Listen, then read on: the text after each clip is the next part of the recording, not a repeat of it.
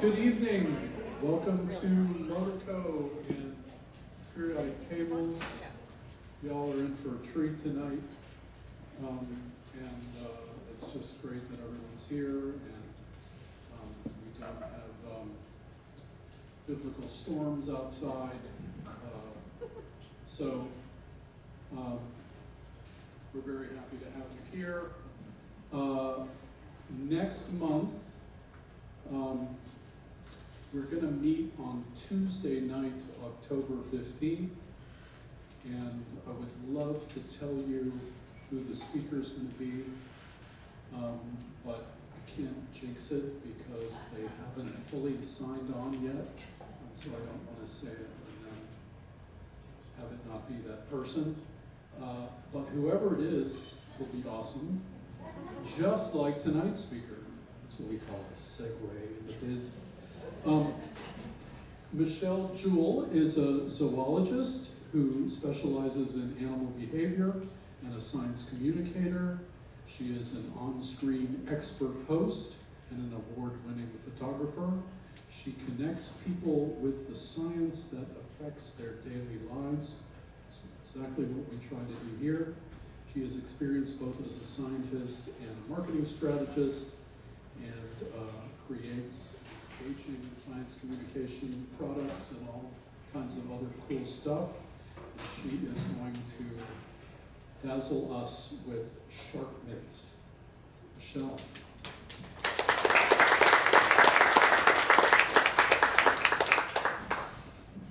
One more thing. Joel at the door is accepting donations. Unfortunately, we can only take cash at this point. If you're not familiar with cash, kids, ask your parents. But we're working on getting a Venmo. But if you've got a few bucks to help us offset the cost of renting Motorco, we would be very grateful. Thank you. Thanks, Misha. Thanks, Joel. Important work back there. Thanks, everybody. Hi. Good evening. Good evening. Good evening. Thank you so much for your time tonight. I love giving talks like this. I love talking about my favorite animals, sharks. So I'm thrilled to address some of the myths that you might have about them. To give you a little bit of background about myself, to make sure I got that. There we go. I have studied great white sharks. That's a species that I specialize in. And I've studied them for, oh my God, almost 20 years. And I've done that in many different methods.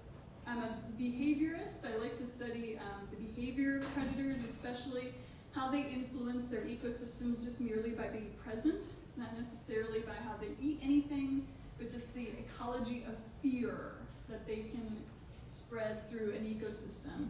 Some of that work has involved being in the water with them.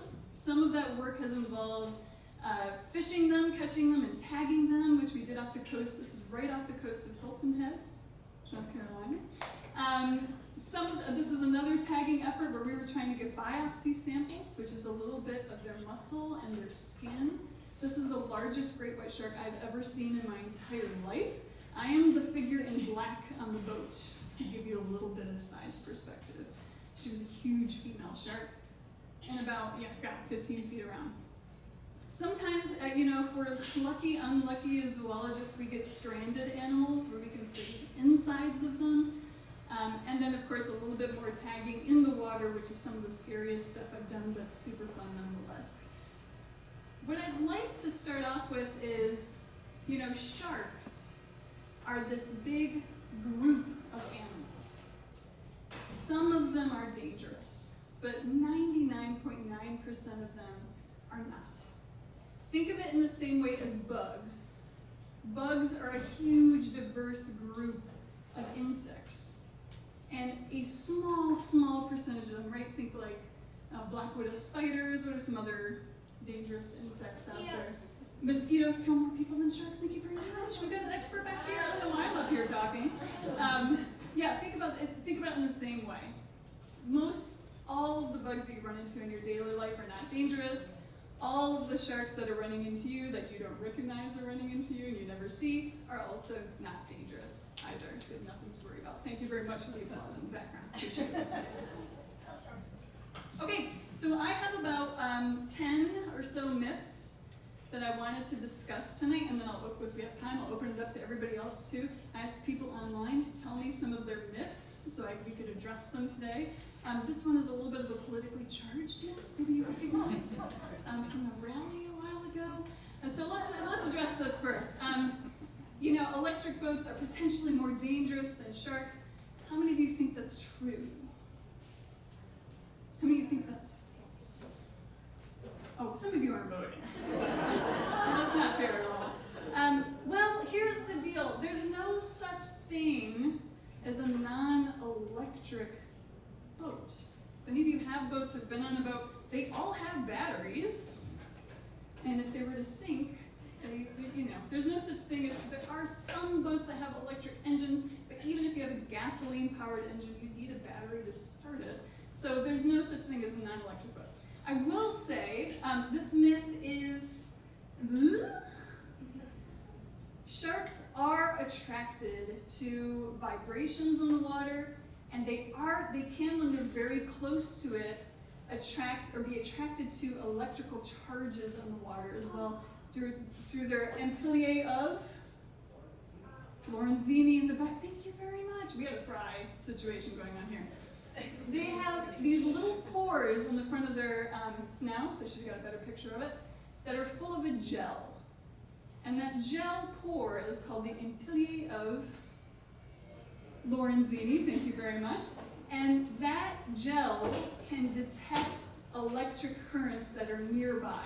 And when I'm talking nearby, I'm talking like 2 feet in front of them. It's not like the super sonar scan that they have. So if they get close to an electric current, they will be attracted to it. So much so that even when we're trying to get sharks to come to the boat to say, tag them, we will keep the engines running because we want them to be attracted to first the vibration of it, and then if they get close enough and they pick up on the electric current, they'll come even closer, bam, put a tag in them. They don't know what hit them at all. So it happens a lot. All of the boats, research boats that I've worked on, our engines are coated in shark bites. So the myth is that, but if your boat sinks, stay on your boat and call the Coast Guard, please. Don't try swimming or anything like that. Okay, myth number 2. Sharks don't get cancer because they're cartilage. Raise the hands who thinks the myth could be true. Got some hands? Thank you. Who thinks the myth could be false? Ooh, okay, excellent. This myth is false. You're not all cartilage. They do get cancerous tumors. These tumors have been studied. They do count as different types of shark-specific cancers. We don't normally, again, you have to think about with sharks, we are biased only to the species that we can observe. And most of the species of sharks on the planet are deep water species that we rarely ever see. The ones that we do see, great white sharks and bull sharks, are both of these pictures here. We absolutely have documented tumorous growths on them before, and they do get cancer, and they do get lots of other illnesses as well. They get parasites all over their gills as well. This, unfortunately, is a myth that drives a lot of trade of shark products, that they could potentially cure you if you were to ingest shark products. That's like me saying if I ate, Michael Jordan, I would grow. I'm not going to. But again, it's something to consider when we start talking to different populations about these species. And all over, they do absolutely get these types of tumors. So that's false. Okay, next time. Some sharks can never stop swimming, or they will die. Yeah, we don't know over here. Okay, who thinks that this myth, that sharks, well, I don't know how to do it true. Anyway, who thinks that this myth could be true? Okay? Who thinks this myth could be false? Ooh, this is kind of a split. That's the closest split we've had. The answer is some, yes. Some do absolutely need to keep, well, let me say this. All sharks need to move water over their gills in order to breathe. Some sharks can do that stationary. They have something called a spiracle, which is this kind of snorkel behind their eye. These are mostly reef sharks, or other deep water sharks, where they can sit stationary. They pump their mouth, and that sucks air into their spiracle and then over their gills. So they're breathing, but they don't have to move. Other species of shark, including the species that I studied, are ram ventilation sharks. They have to move, or what we have found when a white shark wants to sleep, it will go sit itself in a really, really strong current, and then it is stationary. It just kind of moves its tail a little bit, and water moves over its gills in the same way. So they're not expending a lot of energy, and that's their way to rest. So, kind of true is the answer to that. What's next? Ooh, this is a good one. Stripy bathing suits. This is kind of two in a row. Stripy bathing suits or sparkly jewelry can attract sharks. Who think it's true? Yeah? Who thinks it's false? Could be false. Ooh, it's a good split too. The answer is kinda. The one thing that I do recommend, and I have recommended publicly in the past, is sparkly jewelry kind of a no-no. You don't really want to do it. If you've ever been lucky enough to be in a bait ball situation like this, where you have a lot of predators who are going after smaller bait fish, mullet, sardine, anchovy, what happens here as the fish are getting eviscerated by the sharks is that they will drop tons of scales. And as the scales float through the water column, they will sparkle. It looks like raining glitter if you're in a bait ball like this. That can be a trigger to your patrolling predator that there might be food nearby, because they're seeing this telltale sign of sparkles happening. So then when I actually personally recommend to not wear sparkly jewelry, anything that might catch the sun while you're out there, your watches, don't use them. The stripy thing is in the data. This is a complicated one. The stripy thing is false, but the inverse, that sharks are somehow repelled by stripy things, is also false. They don't care. They really don't care. It's about opportunity. Some people believe, and this has been tested and it's been proven to be false, that if you wear a black and white striped wetsuit, that mimics a sea snake, which is a venomous animal in the ocean, and therefore sharks will avoid you because they will want to avoid the sea snake. Not only is that false, but tiger sharks, and I encourage you to look at Shark Bay research out of Australia. Michael Heighthouse is the lead researcher there. Tiger sharks actually predate purposefully on sea snakes. So you are actually looking like their food if you were to wear these stripy things. So yeah, even more of a reason not to necessarily wear stripes, but in the end it really doesn't matter what you're wearing. It's more about opportunity. So that myth is a kind of. Our next one. Sharks mistake people for seals, and that's why they bite them. And here sharks, I think we're referring specifically to white sharks, great white sharks. Who thinks this could be true? Okay. Who thinks this could be false? Oh, you got a false over here. She's on it. She's the expert here. So my research I did at the University of Cape Town was looking at anti-predator behavior of Cape fur seals. And the goal of that research was to see what can we learn from seals. Seals are very good at getting away from white sharks if they're able to detect them. So I spent a lot of time out at sea just watching predation events of seals and sharks. Let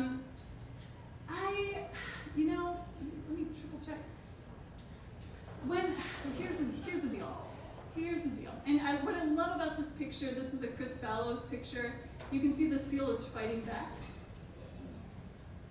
Oftentimes when we see really large great white sharks, they have lots of scarring around their eyes because the seals are fighting back. If a shark thinks you're a seal, this is how they behave. They will rocket at you, and they will smash into you. Most of the white shark-human encounters that happen do not look anything like this. They don't behave like this. The unfortunate truth is, white sharks only have one way to test what something is nearby it. The only way that they can satisfy their curiosity is to go up and put their mouth on it and bite down. Unfortunately, that mouth is lined with razor sharp teeth, which can get us into trouble every once in a while. Most of the human shark encounters that we see are that curiosity, bite, nope, this is not what I want, and get away from it. Now, obviously, that's not to understate how dangerous that can be, but most of those interactions are bite, release, go away. Very rarely do you hear, well, first off, very rarely do shark interactions occur, but very rarely do you hear of something like this, which we would call a predation event, where they really are convinced that that's prey and they go for it. It doesn't really happen. So I would also argue that myth is to false. I don't think that they're mistaking us for prey. I do think that they don't know what we are, and they will go up and bite us and see what that thing is. Which again, it's not a great result for us in the end. Next myth. Sharks constantly regrow their teeth for their entire lives. Who thinks that myth could be true? Who thinks that myth could be false? Oh, it's a split? Okay, we've got a split again. This is a very cool feature of all shark species. They have their front row of teeth, which depending on the species can be between 50 to like 150 different types of teeth. And behind each of those teeth, sorry if you're eating currently, that was that shark we saw earlier that I was crouched down next to. Behind that front row of teeth, they have about 5 to 6 rows of teeth, a conveyor belt of teeth, waiting to replace that tooth. That's in their, that's the bitey tooth, basically, the one that they're using. They will continually push out teeth their whole life. It's not like it waits for it to break and then they'll push out a new tooth. They are just constantly rotating through new teeth. This is why, if you've been on the coastline, you've probably found a shark tooth or one or two. That's because there are just an abundance of shark teeth out there to be fossilized. This is also still cartilage, but one of the hardest forms of cartilage. It's the toughest form of cartilage that they make, which means it kind of acts like bone when it goes to be fossilized. That's why we often, when we try and study the evolution of sharks, we often have to base that on the teeth. That's usually the only thing left behind because cartilage is just too plasticine to fossil in the record like dinosaurs and their bones. So we're really stuck with a lot of teeth. People ask me when they find their teeth on the beach which shark this is, and I say, yes, it is a shark. But this is a fascinating, I started off in shark research with shark teeth and shark evolution. I'm still absolutely enamored with shark teeth today. I think they're phenomenal. I have, in a museum, accidentally stabbed myself on a shark tooth. They're still just as sharp, even millions of years later. Another myth. Megalodon, which is the biggest, no, not the biggest predator, almost the biggest predator, but certainly the biggest shark that ever existed, could be real because there's a lot of unknown ocean, a lot of ocean we haven't studied yet. Who thinks that could be true? Who thinks that could be false? I'm laughing at the enthusiasm. So this, the second half is true. There is a lot of unstudied ocean out there. The thing is, the unstudied ocean parts are very cold and very dark. Megalodon was a shark that was a warm-bodied shark, but it still needed to be in warm water in order to thrive. And it was a coastal shark. So if Megalodon existed, we would see it.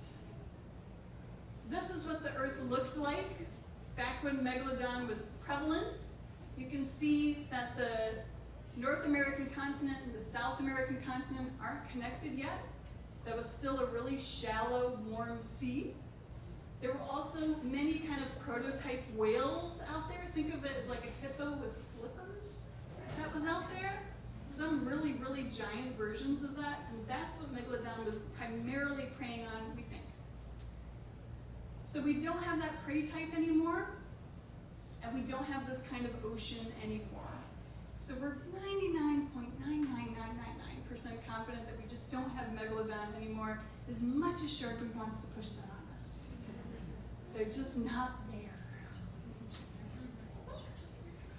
Oh, this is one of my favorites. The myth is, sharks can smell a drop of blood from a mile away, and a related myth that I get asked about a lot is whether or not menstrual blood can attract them. Who thinks that could be true? Who thinks it could be false? Here I stand before you, somebody who has been in the water, in fact, this very picture, menstruating away, and yet I am safe, not just because of the cage, but no. I was not the chum in this situation. When I used to work in the cage diving industry in South Africa, this is a multi-million-dollar tourism industry. They want to be as cheap as possible in the running of their business, right? Like all capitalist ventures want to be. If blood worked, blood is very easy to find in slaughterhouses. Super easy to find, it's super cheap. It does not work. Nobody chummed with blood. Best thing to chum with was anchovy oil, because that spreads really, really, really far. It makes it like slick on the water. Sardine oil, tuna oil, if you could get your hands on it, but that's really expensive.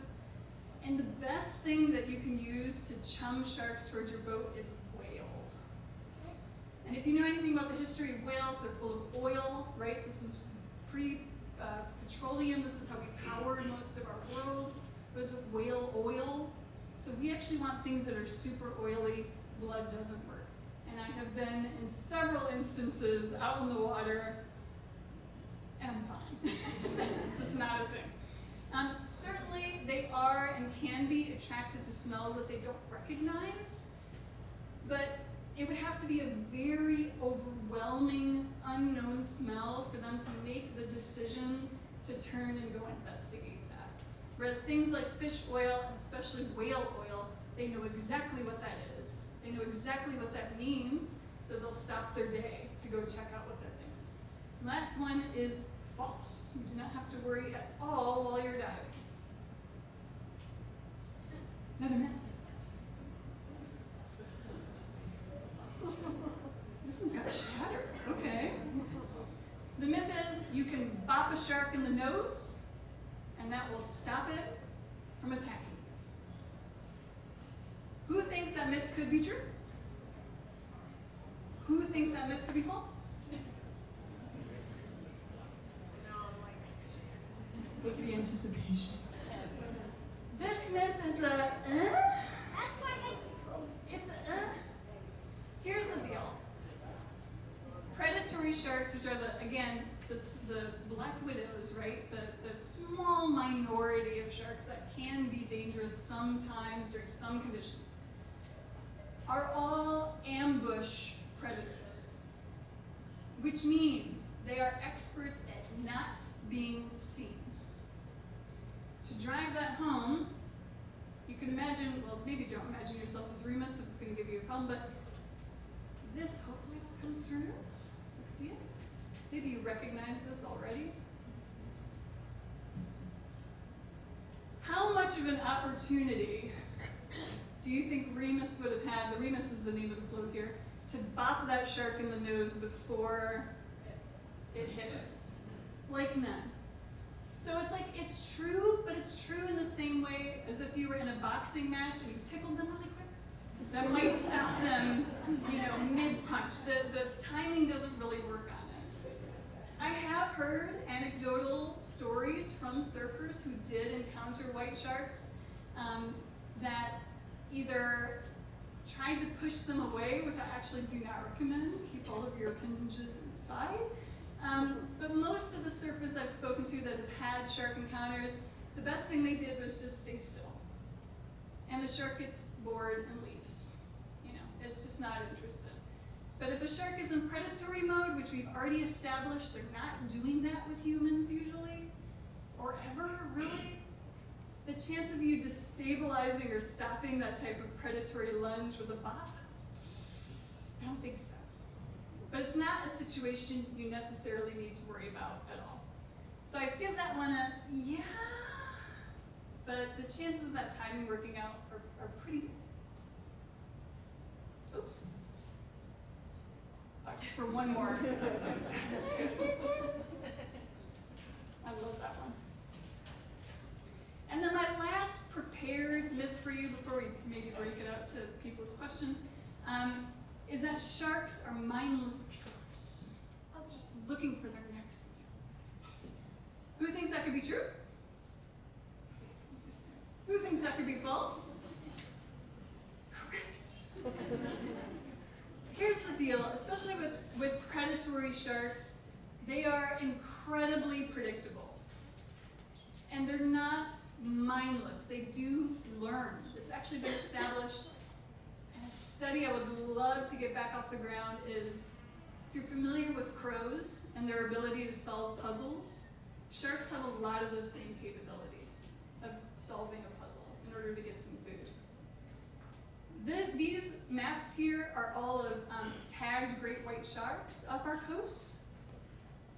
And they have very, very predictable movements because they are focusing in on particular types of prey during particular times of the year, excuse me. In the summertime, like now, even late summer like now, white sharks are all up in Nova Scotia area.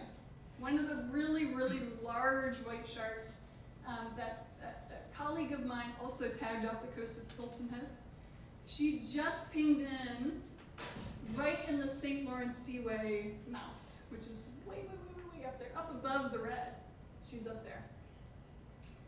They will stay there till about November, and then they will start to make their way to their winter grounds, which is off the coast of North Carolina and South Carolina. But don't fret. When we go out to tag them, and again, we want to do that as cheaply and quickly as possible, we still have to go 2-3 hours offshore to even get close to where they're at. They're very far offshore. They're not coastal during that time. The only time that they're coastal is unfortunately during the summertime, and unfortunately up in that eastern seaboard area, New York, all the way up into Canada. And that's where they're most likely going to interact with people when we overlap. So they are mindless. They're very predictable animals. As tags get smaller and the technology improves, we're able to get finer and finer and finer data about where the sharks are actually going. You can see this is mostly the thick black area around the coast is mostly male great white sharks. They are the most predictable, as you might expect. The really large females are these ones doing these offshore jaunts, some of them crossing the mid-Atlantic ridge and then turning around and coming back. We don't know what they're doing out there yet. We think that they might be gestating during that time, isolating themselves to gestate. Female great white sharks will have between 8 and 10 pups. They give live birth. And when they give birth to them, they are 5 feet long. So your average mature female white shark will have 50 feet of white sharks stacked in her twin uterus system that she has. So you can imagine why they're going so far away from everybody. You just don't want to be perturbed by these predictable males up and down the coast. They're just getting away from them. But yes, they're really predictable animals. There are ways to mitigate even the super low risk that we have of encountering them. I have never ever fretted about running into large predatory sharks when I've been at the beach. The only thing I do fret about are during our summer months off the Carolina coast, we have lots of really small blacktip sharks. We have other smaller species that are super coastal. They're not going to do anything mortally bad to you, but it's possible to get a bite. So I highly encourage, I'm going to take my soapbox to let you know that if you go to the beach, especially if you, like every human on Earth, likes to get as far away from other people as possible, when you go to the beach, I have, as part of my safety kit and my first aid kit to the beach, a tourniquet with me. That's handy for the super rare thing that might happen in the water. It's even more handy if you step on glass or any other sort of bleeding situation. Highly recommend put a tourniquet into your beach bag. They're super small, super easy. Those are the only sharks I worry about, but I'm not mortally fearing those sharks out there. So they're not mindless killers. They are very intelligent and predictable killers. Oh, good. I want to thank you all for my portion of the talk. I want to thank Misha, Jory, Duke Science and Society. Thank you very much. I also want to wish Reed a very happy birthday. Happy birthday. And I want to thank you all for spending your evening with me talking about shark myths. So Misha. Thank you so much, Michelle. That was wonderful. It was served to host privilege and ask the first question, which is, I remember reading about a particular species, I want to say somewhere maybe around Greenland, Canada, that is said to live for 300 years. So has that been sort of verified, and is that lifespan sort of an outlier? I can answer the first half of that easily. Yes, confirmed. So when we think about age, and when we think about the ocean, so one of the things that ages us terrestrial animals the most is being oxidized by the sun and gravity. Like those are our big aging, like environmental factors, right? And kids, I heard that too. Marine species do not have gravity to contend with. And then deep water species do not have the sun and oxidization to contend with. So Greenland sharks, which are the ones that you're thinking of, are deep water cold sharks. And it's true that the ones that they have so far studied have been anywhere between 200 to 400 years old. Wow. But for them, like, what is a year, right? The seasons in the deep ocean, it's just dark. It's not necessarily like what we associate with moving through 4 seasons up on the surface of the earth.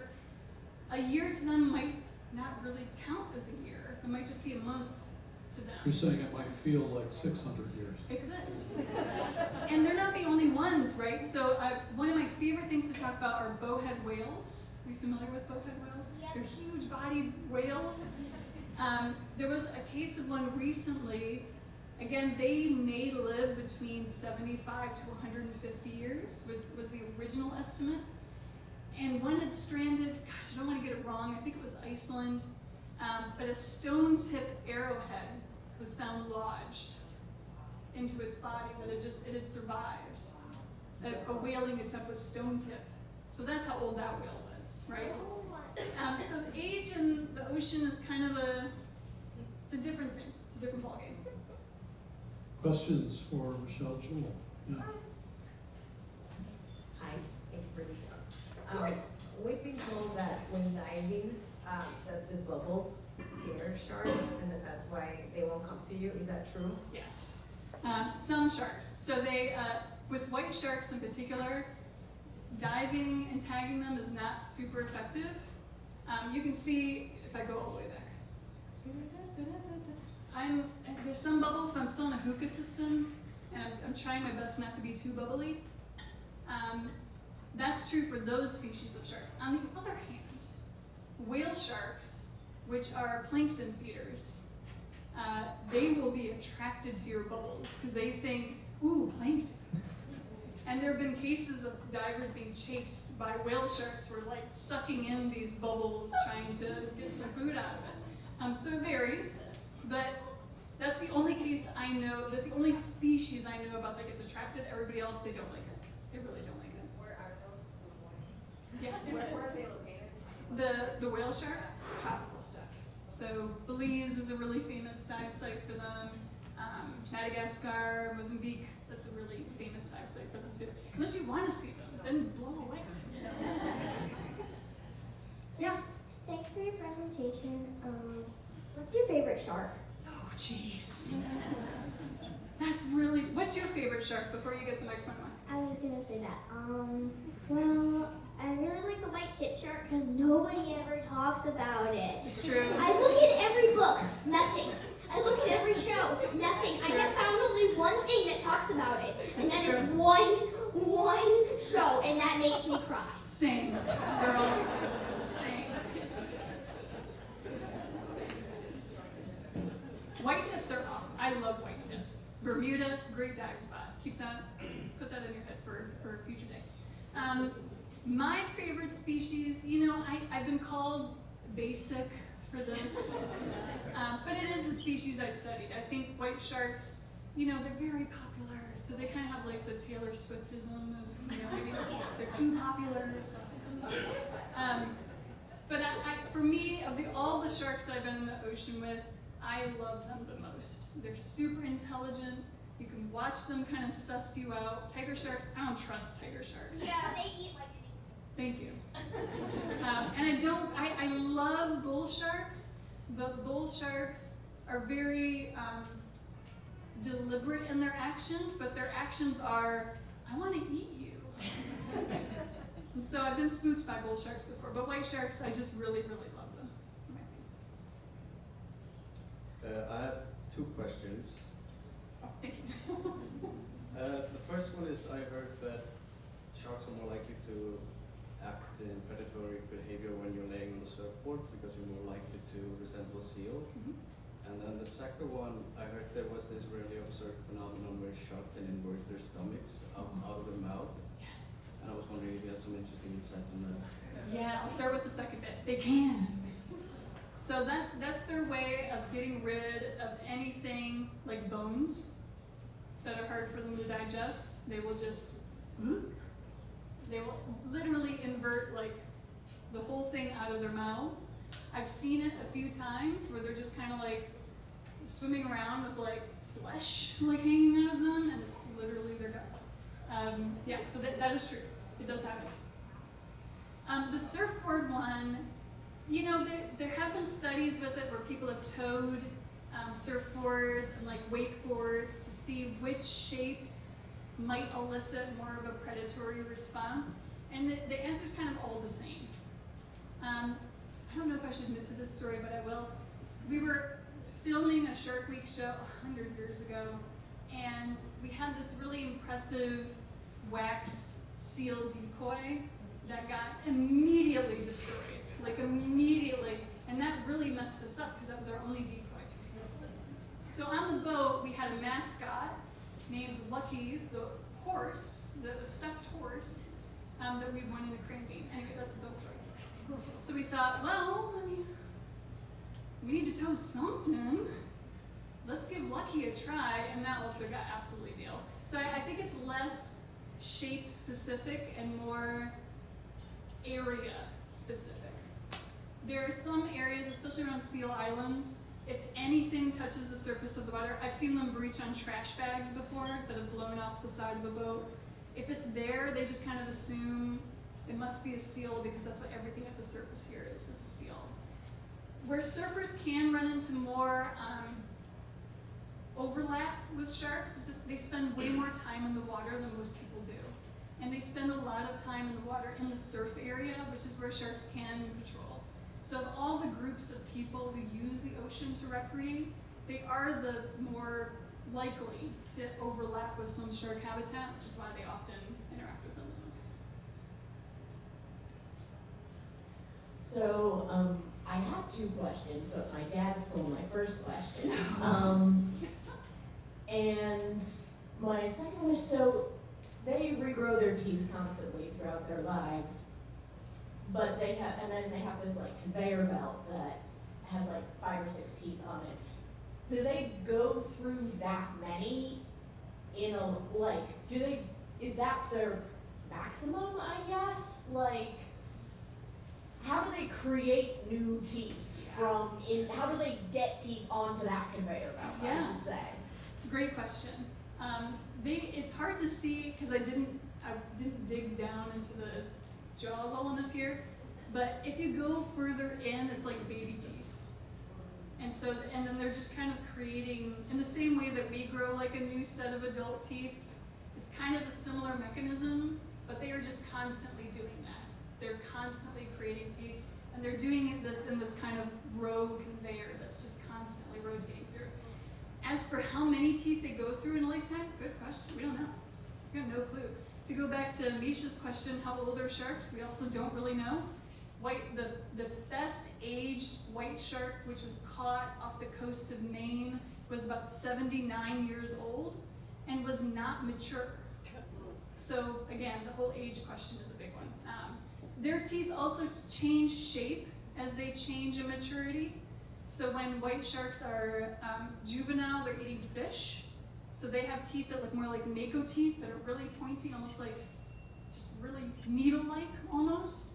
And then as they mature into predating on marine mammals, that's when they get that like canonical, triangle.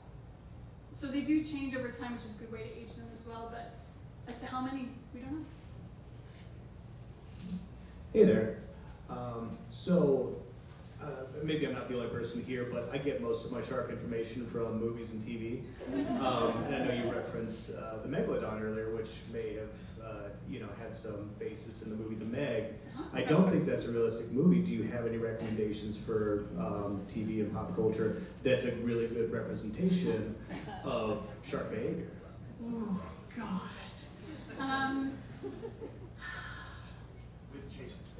With Jason Statham.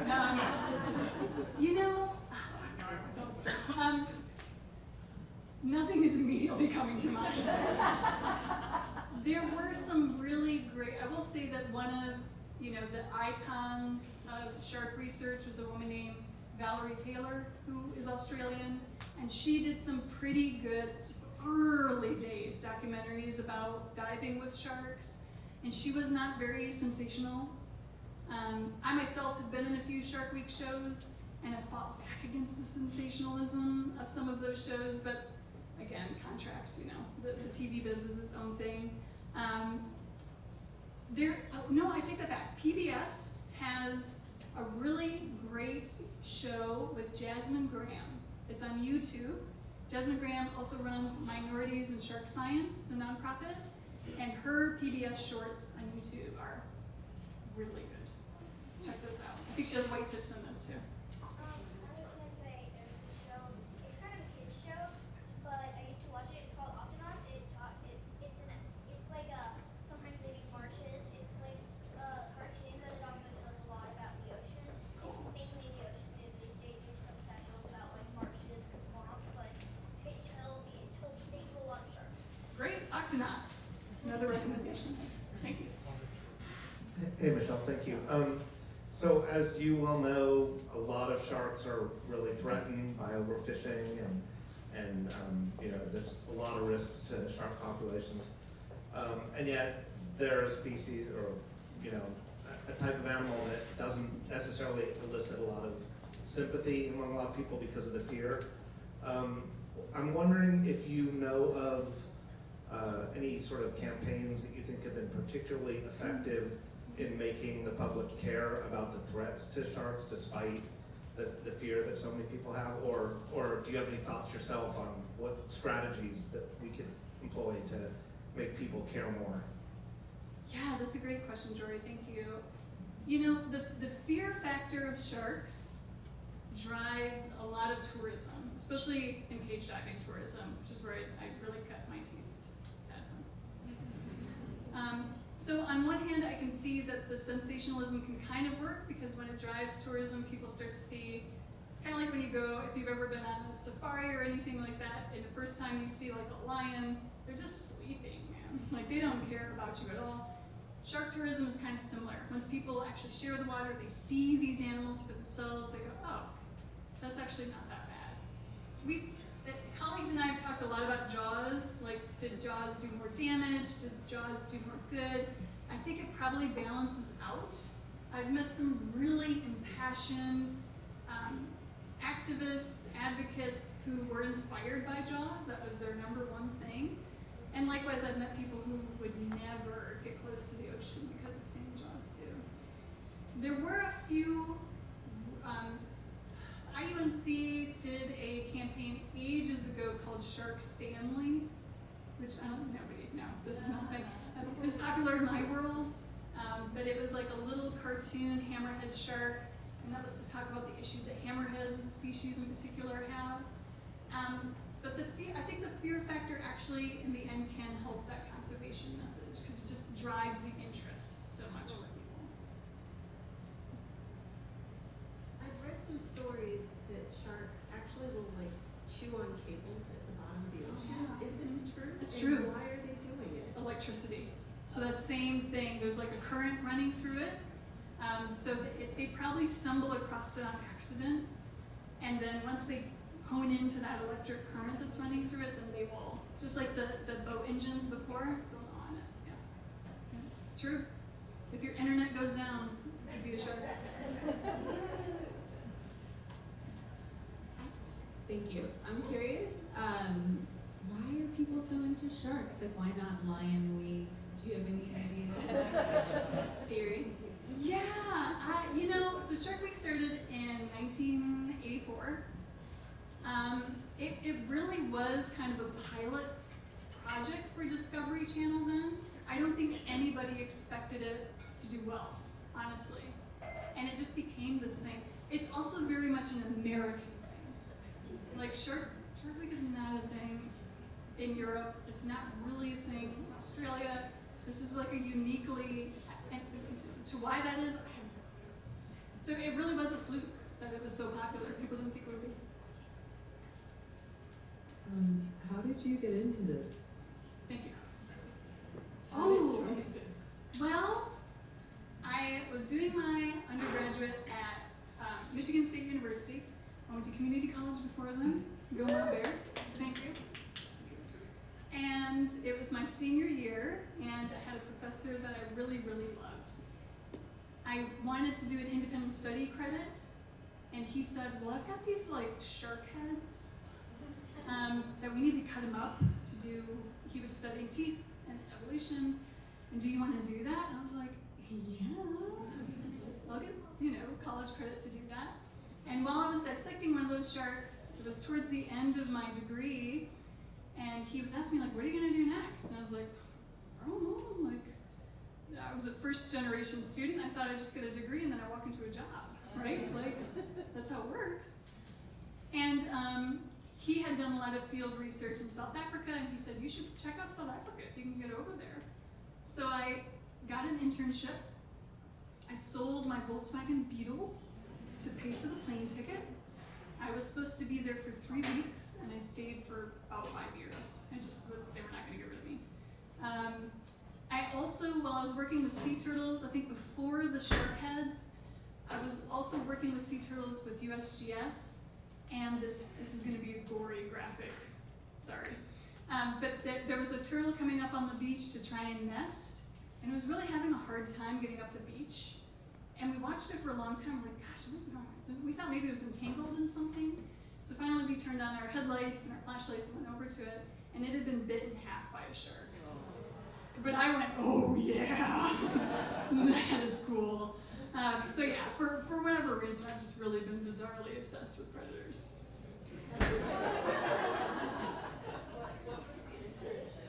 What was the what? What was the internship? Oh, it was with a nonprofit. It doesn't exist anymore. It was with a nonprofit. I will say for the folks who might be interested in that, be careful, especially with really popular species. There are predatory internships out there. There are pay-to-play internships where you as an intern have to pay thousands of dollars to be an intern in some of these places. I was really lucky not to end up in one of those, but do eat elephants have the same problem, cheetah have the same problem. Be careful of some internships. Just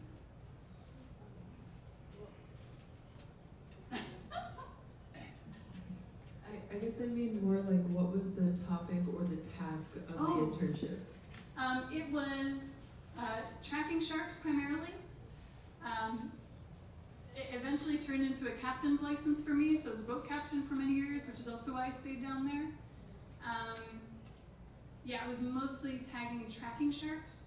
Back before telemetry got good, back before telemetry had satellite capabilities, that's a really novel thing that happened in the past 10 years, is being able to track animals without being right next to them. We would put acoustic tags onto sharks, which was just a pinger that just pinged constantly, and then we would follow it on the boat wherever it took us. And that we would do that for 18-hour shifts, just following a ping of this animal. I still have like flashbacks in there. This ping, this green light on the tracker. But yeah, that was primarily what it was. All right, well, thank you again. Thanks so much, Michelle. Please give her another hand.